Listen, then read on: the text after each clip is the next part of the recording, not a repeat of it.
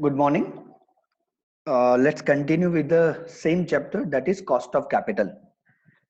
Now, till date, what we discuss till date, we discuss different type of sum in cost of capital like cost of debt, cost of equity, and cost of preference share. In our last session, we discuss about WACC method, that is weighted average cost of capital method for calculating overall cost of capital. So today we are again discussing one sum of WACC, that is weighted average cost of capital, and then we are discussing about CAPM model of cost of equity. Clear? Now let's start with this example number 12. The following is the capital structure of X Limited as on 31st December 2009. I hope you know what is capital structure. Capital structure means this way company raised the capital. मतलब इतने वे से company ने total capital raise किया है. They raise 563.50 million rupees through equity capital. Reserve and surplus कितना use किया है? 485.666 million. 10% irredeemable preference share. ये irredeemable preference share का मतलब होता है जिसमें मैच्योरिटी पीरियड नहीं दिया होता है. 10% irredeemable preference share का मतलब होता है जिसमें मैच्योरिटी पीरियड नहीं दिया है, लॉन्ग टर्म के लिए प्रेफरेंस शेयर इशू किए हैं. नेक्स्ट 10% रिडीमेबल प्रेफरेंस शेयर, इसका मतलब होता है जिसमें मैच्योरिटी पीरियड फिक्स होता है, 10 year 7 year depends. And last term loan. Here term loan is also given. Term loan 15% term loan. तो इन लोगों ने लोन भी लिया है. Loan is a type of डेप्ट, एक डेप्ट में आता है. तो इतनी तरह से there are 5 ways: equity capital, reserve and surplus, 10% irredeemable preference share, 10% redeemable preference share and 15% term loan. There are 5 veg they are raising the capital. और टोटल कितना कैपिटल रेज किया है? 1511.05. इसको बोलते हैं बुक वैल्यू.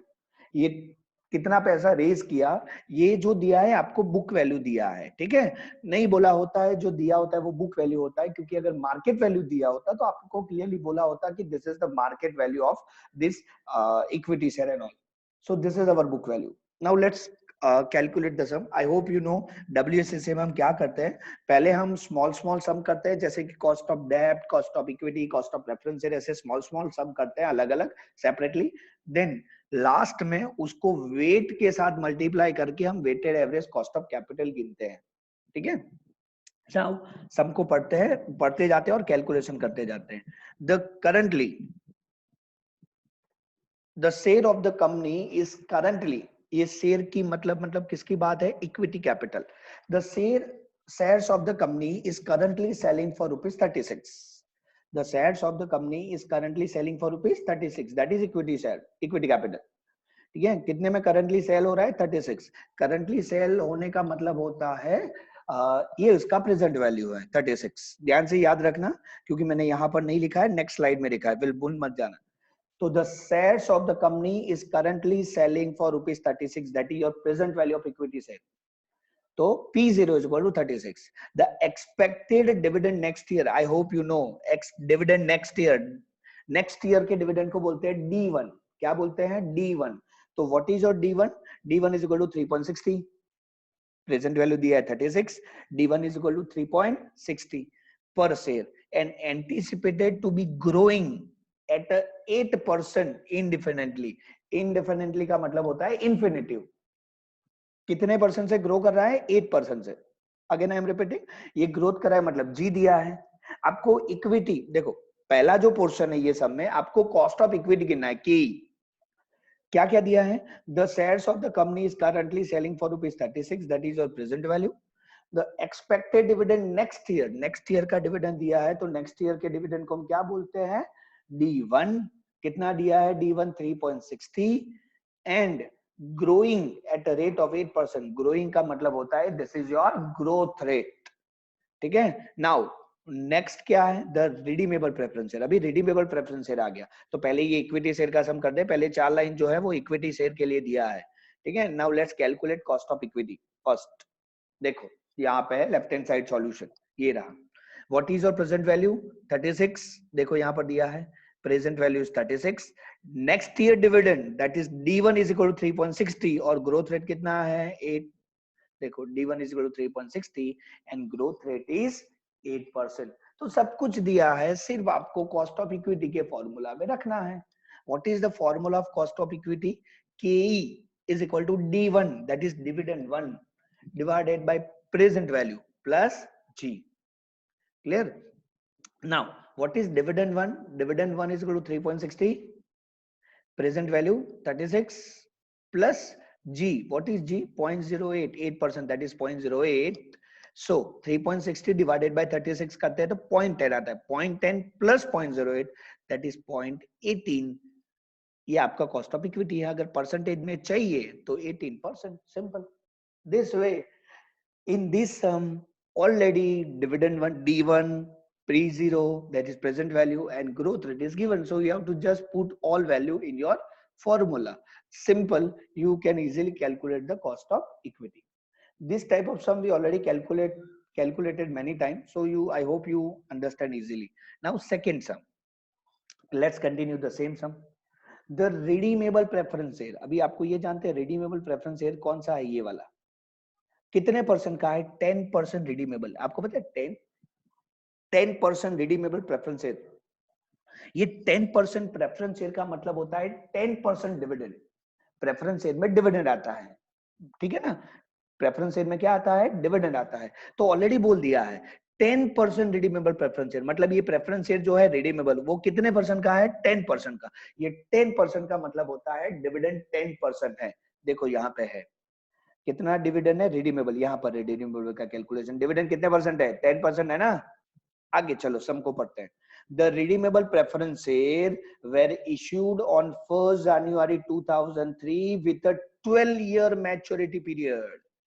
फिर से, the redeemable preference share were issued on 1st January 2003 with 12-year maturity period. कितना ईयर मैच्योरिटी पीरियड है? 12 ईयर. तो n is equal to 12. Redeemable में आपको n दिया होता है, इरिडीमेबल में नहीं होता है. क्लियर? तो रिडीमेबल में कितना मैच्योरिटी पीरियड है? 12 ईयर. तो देखो n is equal to 12 years. Clear? Here n is given, so you can easily understand how to calculate cost of preference share. So what is your n? 12 years. Clear? And a similar issue, abhi se hum continue hai, a similar issue today will be at 93. Similar issue जो है वो आज उसका price कितना है? 93 है. Similar issue today price 93. Clear? तो आज भी उसका प्राइस है 93. तो ये आज का प्राइस मतलब ये क्या हुआ? प्रेजेंट वैल्यू हुआ. तो देखो ये उसका प्रेजेंट वैल्यू है 93. फिर से एक बार फटाफट पढ़ लेते हैं.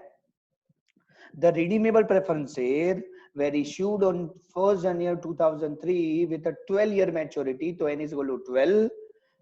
A similar issue today will be of rupees 93. आज अगर वो इश्यू करना है तो 93 का है, तो उसका प्रेजेंट वैल्यू है 93. और रिडीमेबल प्रेफरेंस शेयर कितने परसेंट का है? 10% रिडीमेबल प्रेफरेंस शेयर है. तो 10% मतलब डिविडेंड 10% हुआ. 12 year maturity period, that is your n. और आज उसका प्राइस कितना है? 93. चलो सब में एक थोड़ा कंफ्यूजिंग ये दिया है कि फेस वैल्यू नहीं दिया है. रिडीमेबल से जो प्रेफरेंस है वो कितने रुपीस का है? ओरिजिनली फेस वैल्यू नहीं दिया है. तो वैसे आप जानते हो कि प्रेजेंट वैल्यू के आधार पे आप डिसाइड कर सकते हो कि क्या फेस वैल्यू होगा. जैसे कि हमारा प्रेजेंट वैल्यू कितना है? 93. तो फेस वैल्यू कितना होगा? इसके नजदीक ही होगा ना. तो 93 के नजदीक में क्या होता है? 100. सिंपल. अगर एग्जाम में कोई सम में फेस वैल्यू नहीं दिया है तो आपको प्रेजेंट वैल्यू को देख के फेस वैल्यू डिसाइड करनी है. जैसे कि प्रेजेंट वैल्यू 93 है तो फेस वैल्यू कितना होगा? 100 नियर बाय. अगर प्रेजेंट वैल्यू 930 होता, 930, तो फेस वैल्यू होता 1000. ठीक है? तो 100 या 1000 दोनों में से जनरली होता है. तो ये 93 है तो नजदीक का 100. अगर ये 930 होता तो नजदीक का कितना होता? 1000. ऐसा होता है. Clear?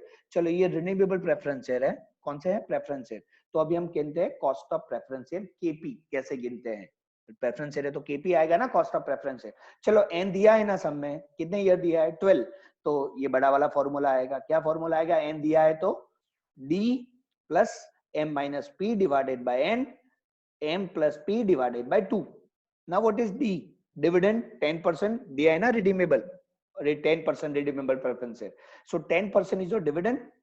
10% of face value always. Dividend is always calculated on face value. So 10% of 100, that is 10, plus M. What is your mature value? That is face value. 100 minus P, that is 93, divided by N. N is equal to 12, divided by N plus M plus P, that is 100 plus 93 divided by 2. चलो इसका ऊपर का answer आएगा 10.58, क्योंकि देखो 100 minus 93 7, 7 divided by 12 that is 0.58 plus 10 that is 10.58, और नीचे 100 plus 93 that is 193 divided by 2, your answer is 96.5. अगर डिवाइड करते हैं तो आपका आंसर आता है 0.1096, that is 10.96% is your cost of preference share for redeemable preference. This is redeemable. redeemable का मतलब एन दिया होगा. चलो अभी हम आगे गिनते हैं इरिडीमेबल प्रेफरेंस शेयर. देखो आगे यहां पर पहुंचे थे 93 तक हो गया था. The market price of 10% irredeemable preference share, ये 10% irredeemable. The market price of 10% irredeemable preference share is 81.81. ये क्या है? Market price. मार्केट प्राइस मतलब present value.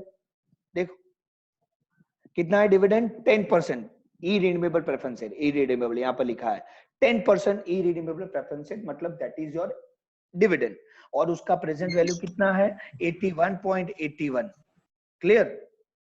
So now let's understand how to calculate cost of preference share. Now for understanding this you need to understand कि what is the face value. देखो फिर से एक बार सबको रिपीट करते हैं.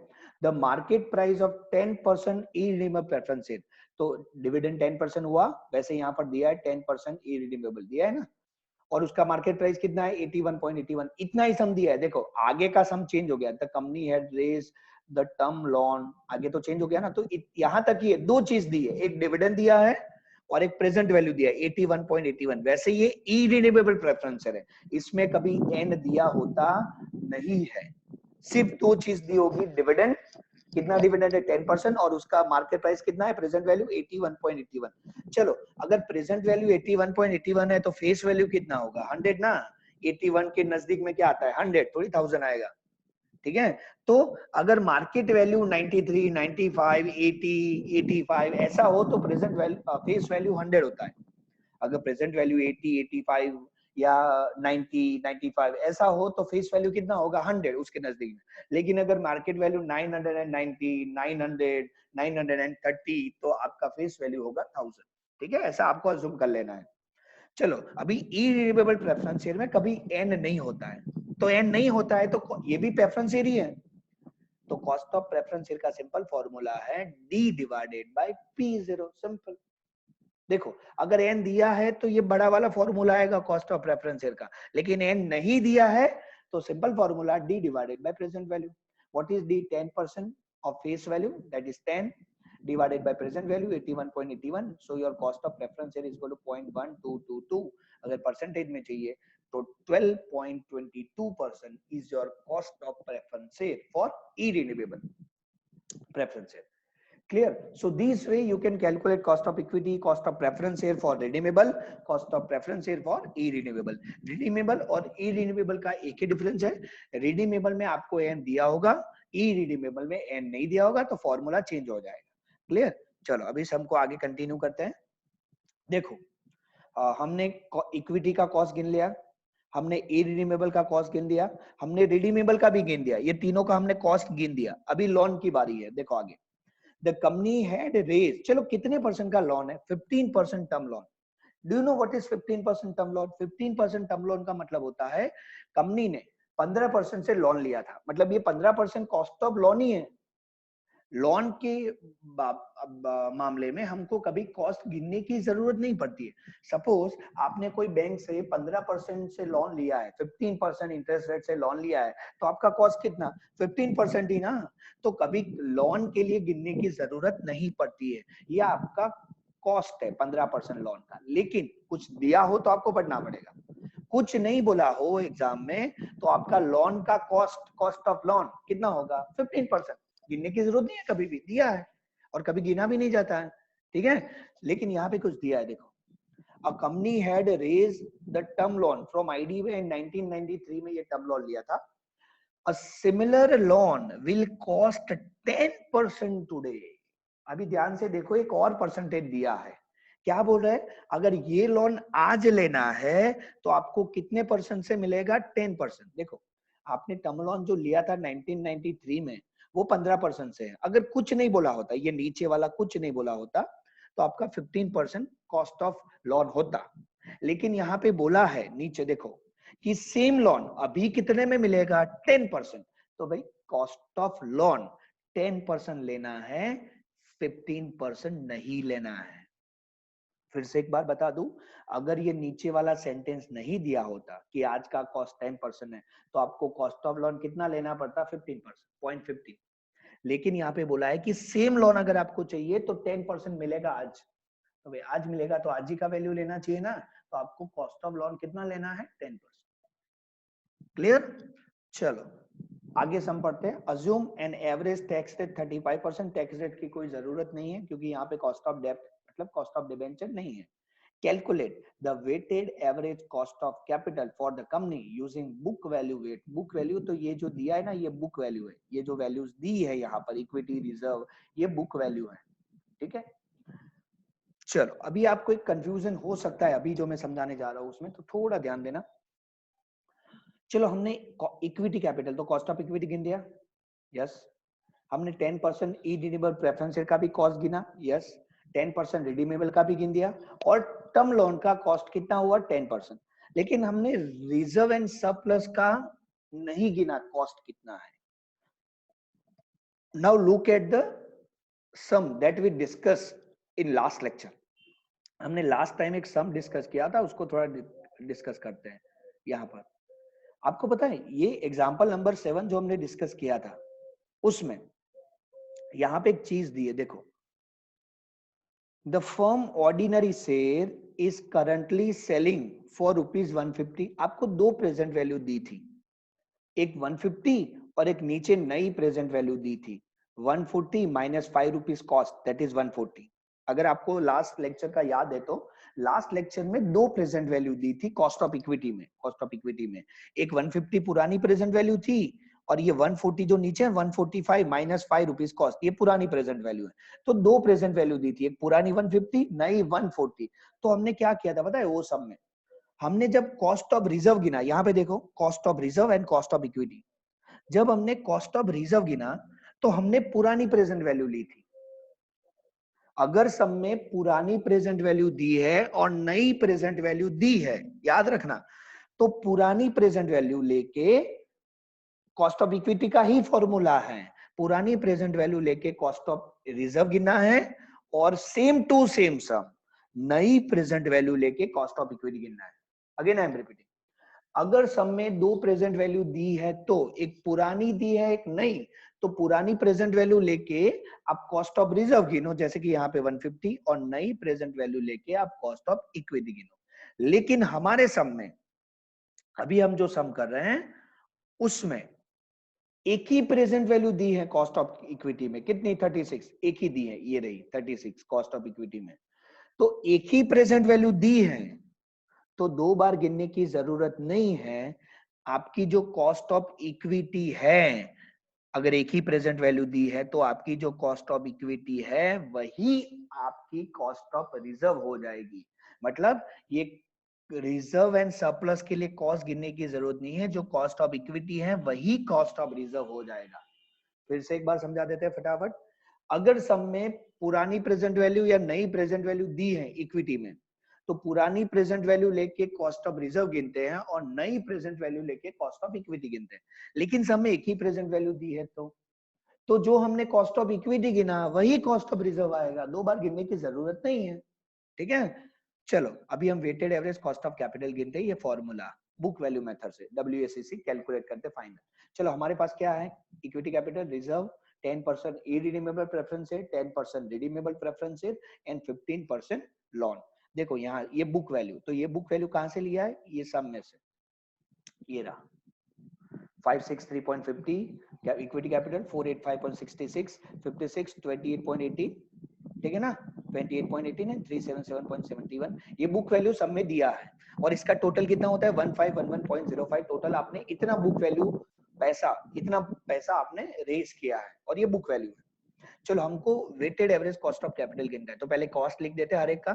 चलो इक्विटी कैपिटल, तो कॉस्ट ऑफ इक्विटी कितना हुआ, कॉस्ट ऑफ इक्विटी हमारा 0.18, तो कॉस्ट ऑफ इक्विटी 0.18। चलो रिजर्व एंड सरप्लस का कॉस्ट भी कितना लेना है 18, इसका सेम टू सेम ले लेना है क्योंकि यहाँ पे नई प्राइस नहीं दी है, मतलब नई और पुरानी प्राइस नहीं दी है। सिंपल, अगर रिजर्व के बारे में कुछ नहीं बोला हो तो जो कॉस्ट ऑफ इक्विटी है वही आपको कॉस्ट ऑफ रिजर्व लेना है, ठीक है। नाउ 10% इरिडीमेबल प्रेफरेंस है, चलो 10% इरिडीमेबल प्रेफरेंस है कितना है 0.1222 10% रिडीमेबल प्रेफरेंस है, उसका कॉस्ट कितना है 0.1096 और 15% टर्म लोन का कॉस्ट कितना था 10%, बोला था ना, बस हो गया। Now let's calculate weight calculate करते हैं, तो वेट तो पता है ना, इसको टोटल से डिवाइड करना है, जैसे कि 563.50 डिवाइडेड बाय 1511.05 तो आंसर आएगा 0.37। 485.66 डिवाइडेड बाय 1511.05 आंसर आएगा 32। 56 को भी डिवाइड करो, इसको भी, सबको ये टोटल से डिवाइड करना है, you will get your weight and at the end you have to multiply this weight with the cost. ये दोनों को मल्टीप्लाई करो, 0.18 इंटू 0.37 तो ये मिलेगा, 0.18 इंटू 0.32 तो ये मिलेगा, 0.122 तो आपको ये मिलेगा, 0.1096 इंटू 0.02 तो आपको 0.0022 मिलेगा, और 0.10 इंटू 0.25 तो 0.0250। तो इसका टोटल करेंगे तो 15.67, इसका मतलब सिंपल है 15.71%। So this way you can understand कि हाउ टू कैलकुलेट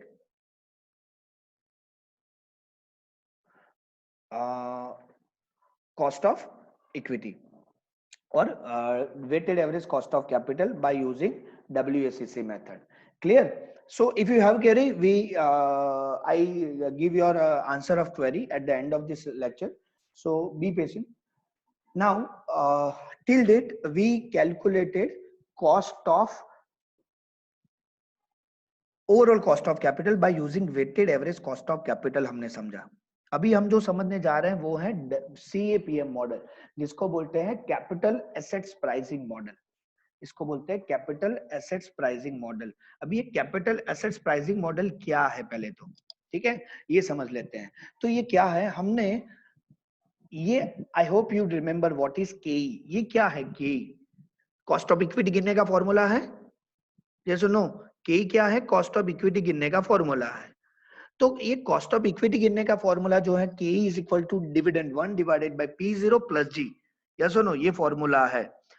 ये जो फॉर्मूला है ना, इसको बोलते हैं सिंगल ग्रोथ मॉडल। इसको क्या बोलते हैं? सिंगल ग्रोथ मॉडल बोलते हैं। ये जो हमने कॉस्ट ऑफ इक्विटी गिना वो सिंगल ग्रोथ मॉडल यूज करके गिना है। तो K is equal to D1 divided by P0 plus G, ये जो फॉर्मूला है वो सिंगल ग्रोथ मॉडल का फॉर्मूला है। लेकिन ये CAPM क्या है? ये CAPM एक मॉडल है जो आपको कॉस्ट ऑफ इक्विटी गिनने में हेल्प करता है। Again I am repeating, cost of equity गिनने में। तो कॉस्ट ऑफ इक्विटी गिनने के दो मेथड है, एक सिंगल ग्रोथ मॉडल जो हमने आगे समझा, अब तक हमने जो कॉस्ट ऑफ इक्विटी गिना है वो सिंगल ग्रोथ मॉडल से गिना है, डिविडेंड सिंगल ग्रोथ मॉडल। लेकिन अभी कभी कभी आपको एग्जाम में कॉस्ट ऑफ इक्विटी आपको CAPM मॉडल से पूछ सकते हैं। आप बोलेंगे सर तो ये WACC क्या है, weighted average cost of capital क्या है? फिर तो समझो, weighted average cost of capital overall cost calculate करना है, ओवरऑल, तो आपको WACC यूज करना ही पड़ेगा। अगर आपको ओवरऑल कॉस्ट ऑफ कैपिटल गिनना है तो WACC यूज करना ही पड़ेगा। लेकिन ये CAPM मॉडल तो आपको कॉस्ट ऑफ इक्विटी गिनना समझाते हैं, ये CAPM जैसा नहीं है, सॉरी ये WACC जैसा नहीं है, ये तो कॉस्ट ऑफ इक्विटी गिनने का एक और फॉर्मूला है। जैसे कॉस्ट ऑफ इक्विटी गिनने का फॉर्मूला अब तक हमने क्या यूज किया, D1 divided by P0 plus G, उसको सिंगल ग्रोथ मॉडल बोलते हैं। वैसा ही एक और फॉर्मूला है कॉस्ट ऑफ इक्विटी गिनने का। क्लियर? चलो समझते हैं सम। The beta of a company MKP is 1. कितना बीटा दिया है? 1. So your beta is equal to 1. And the risk free return का मतलब होता है RF, रिस्क फ्री रिटर्न का मतलब होता है RF, that is 4%. The market rate of return is 6%. ये मार्केट रेट ऑफ रिटर्न का मतलब होता है RM, that is 6%, 0.06. We need to calculate the cost of equity using CAPM model. आपको क्या गिनना है? Cost of equity using CAPM model. ठीक है, चलो समझते हैं. अभी what is the formula of cost of equity CAPM? RF, that is risk free rate, plus in bracket RM minus RF into beta. अभी ये थोड़ा समझ लेते हैं RF क्या है. What is RF? तो RF जो बताता है वो है रिस्क फ्री रेट. ये रिस्क फ्री रेट क्या होता है? तो वो एक ऐसा रेट है जिसमें कोई भी रिस्क नहीं है. मतलब अगर आप कुछ भी रिस्क नहीं लेते तो मिनिमम जो रिटर्न हमको मिलता है उसको रिस्क फ्री रेट बोलते हैं. Say for example treasury bill rate. Say for example treasury bill rate. ये जो ट्रेजरी रेट होता है, ट्रेजरी बिल रेट, वो गवर्नमेंट का होता है. अगर आप ट्रेजरी बिल बाय करते हो या ट्रेजरी बिल में इन्वेस्ट करते हो तो वो उसमें जो रिटर्न मिलता है वो रिस्क फ्री होता है क्योंकि वो गवर्नमेंट का है. तो वो ऐसा रेट है ट्रेजरी बिल का रेट जो रिस्क फ्री है, जिसमें कोई भी रिस्क नहीं है और आपको रिटर्न कम मिलेगा लेकिन रिस्क भी नहीं है. तो रिस्क फ्री रिटर्न का मतलब ये होता है RF कि ये ऐसा एक रिटर्न है जिसमें कोई भी रिस्क नहीं है. फिर दूसरा है RM. RM का मतलब होता है मार्केट रिटर्न, एक्चुअल मार्केट में कितना रिटर्न है जो अभी चल रहा है. रिस्क फ्री रिटर्न अलग है जिसमें कोई रिस्क नहीं है ऐसा रिटर्न, और मार्केट रिटर्न RM का मतलब होता है मार्केट रिटर्न, मार्केट में अभी कोई भी उसका कितना रिटर्न मिल रहा है, कोई भी. फिर RF तो जानते हैं रिस्क फ्री रिटर्न. और बीटा, बीजे का मतलब होता है beta. Beta shows the risk. हमने पहले भी डिस्कस किया हुआ है. बीटा क्या बताता है? रिस्क. अभी ध्यान से समझो. जितना बीटा ज्यादा उतना रिस्क कंपनी का ज्यादा. आपको पता है स्टैंडर्ड बीटा एक है. इंडस्ट्री का स्टैंडर्ड बीटा कितना है? एक स्टैंडर्ड बीटा होता है सेंसेक्स का. अगर बीटा, कोई भी कंपनी का बीटा एक से ज्यादा हो, ध्यान से समझना, कोई भी कंपनी का बीटा, ये बीटा के बाद एक से ज्यादा हो तो वो कंपनी ज्यादा रिस्की है. ठीक है. अगर कोई भी कंपनी का बीटा एक से ज्यादा हो तो वो कंपनी ज्यादा रिस्की है, और बीटा एक से कम हो तो वो कंपनी कम रिस्की ऐसी मानी जाती है. Clear? Now let's again read the sum. I hope you understand.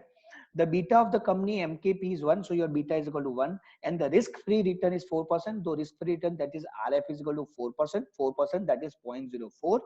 The market rate of return, that is RM. Market return का मतलब होता है RM, 6%. Now let's calculate CAPM. K is equal to RF. What is RF?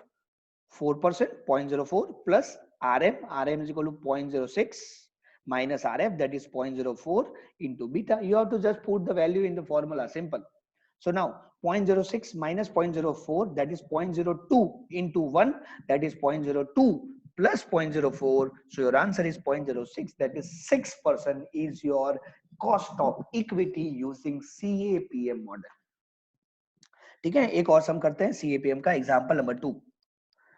The beta of a company MNP is 1.5. What is the beta of company? 1.5. The risk-free rate is 8%. RF, risk-free rate का मतलब होता है RF is 8%, that is 0.08. The market rate of return, market return का मतलब होता है RM is equal to 12%. Now we need to calculate cost of equity. बस इतना ही बोला है, CAPM नहीं बोला है. सिर्फ क्या बोला? Calculate cost of equity. तो आपको समझ जाना है कॉस्ट ऑफ इक्विटी बोला है और बीटा दिया है. ध्यान से समझो. जरूरी नहीं है कि एग्जाम में हर बार बोला होगा कि CAPM मॉडल यूज करो. आपको क्या बोला होगा? कॉस्ट ऑफ इक्विटी कैलकुलेट करो. तो आपको दिमाग में आना चाहिए कि बीटा इज गिवन. तो अगर बीटा दिया है तो CAPM से ही कॉस्ट ऑफ इक्विटी हो सकती है. ठीक है. आपको एग्जाम में मेंशन ऑलमोस्ट किया होगा कि CAPM का यूज करो. नहीं किया होगा तो बीटा देख के, रिस्क फ्री रेट देख के आपको समझ जाना है कि ये CAPM का यूज है. ठीक है. What is the formula of CAPM? Cost of equity RF plus RM minus RF into beta. What is RF? Risk free rate 0.08 plus RM 0.12 minus RF, that is 0.08 into beta 1.5. So 0.12 into minus 0.08, sorry, 0.12 minus 0.08, that is 0.04 into 1.5, तो answer है 0.06, और plus 0.08, that is 0.14, that is 14% is your cost of equity by using CAPM model. ठीक है. अभी कुछ लोगों को confusion होता है. क्या कंफ्यूजन होता है वो भी एक बता दूं. बोलते हैं कि सर सीएपीएम, हमने कॉस्ट ऑफ इक्विटी की दो मेथड समझी, एक तो dividend growth model, single growth model, वो D1 divided by P0 plus G, वो एक है कॉस्ट ऑफ इक्विटी गिनने का फॉर्मूला। ये एक और फॉर्मूला है, सीपीएम से भी आप कॉस्ट ऑफ इक्विटी गिन सकते हैं। तो बेस्ट कौन सी मेथड है? तो रियलिटी में बेस्ट मेथड है सीएपीएम। कॉस्ट ऑफ इक्विटी गिनने की बेस्ट मेथड कौन सी है? सीएपीएम, क्योंकि यहाँ पे मार्केट रिस्क, मार्केट रिटर्न सब ध्यान में लिया जाता है। लेकिन एग्जाम में ज्यादातर वो सिंगल ग्रोथ मॉडल वाला सम आता है, D1 वाला, D1 divided by P0 plus G वाला जो फॉर्मूला है, उससे ज्यादातर सम पूछा जाता है, सीएपीएम कम आता है। क्लियर? एक और चीज, ये सब में एक और चेंज करके वो आपको पूछ सकते हैं, ध्यान से देखना, ये सब में एक और चीज चेंज करके पूछ सकते हैं। ये जो RM माइनस RF है ना, RM माइनस RF, इसको बोलते हैं रिस्क प्रीमियम। क्या बोलते हैं? Risk premium. ये रिस्क प्रीमियम का मतलब है कि आप अगर ज्यादा रिस्क लेंगे तो आपको कितना ज्यादा फायदा होगा। देखो, अगर आप कोई भी रिस्क नहीं लेंगे तो कुछ तो मिनिमम रिटर्न मिलने वाला ही है। अगर आप कुछ भी रिस्क नहीं लेंगे तो कुछ तो मिनिमम रिटर्न मिलने वाला है, अगर आप गवर्नमेंट में इन्वेस्ट करते हो तो उसको बोलते हैं रिस्क फ्री। लेकिन अगर आप थोड़ा ज्यादा रिस्क लेते हो तो कितना ज्यादा रिटर्न बढ़ा, थोड़ा ज्यादा रिस्क किया लिया तो रिटर्न कितना बढ़ा, वो जो रिटर्न बढ़ा ना उसको बोलते हैं रिस्क प्रीमियम। ठीक है, तो ये है risk premium. RM minus RF को क्या बोलते हैं? Risk premium. तो कभी कभी एग्जाम में आपको डायरेक्टली क्या दिया होगा पता है? Risk premium is equal to 2%। Direct क्या दिया होगा? Risk premium is equal to 2%। तो यहाँ पे RM माइनस RF नहीं लिखना है, फिर यहाँ पे रिस्क प्रीमियम लिख देना है 2% इंटू बीटा, और उसको RF में क्या कर दो? ऐड। तो अगर कभी भी आपको रिस्क प्रीमियम दिया है तो आपको RM माइनस RF, ये जो है ना वो रिस्क प्रीमियम है, RM माइनस यहाँ पे रख देना है, डायरेक्ट गिनने की जरूरत नहीं है, आपको डायरेक्टली आंसर दिया है। Clear? So this way you can calculate cost of equity by using CAPM model.